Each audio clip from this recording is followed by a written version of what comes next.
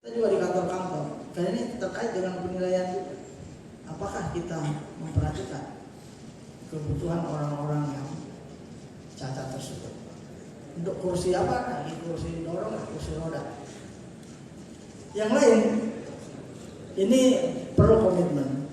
Kita, pemerintah selalu mendorong, kiranya ada space untuk produk-produk UMKM. Tadi saya dengar sudah, ya, ini mungkin kita berharap seluruh mal-mal sudah ada. Bahkan saya yakin Bapak bisa manage itu. Ya. Ada subsidi silang lah. Jadi ada lokasi di mana memang pengusaha lemah itu, UMKM itu disubsidi tempat mereka berjualan.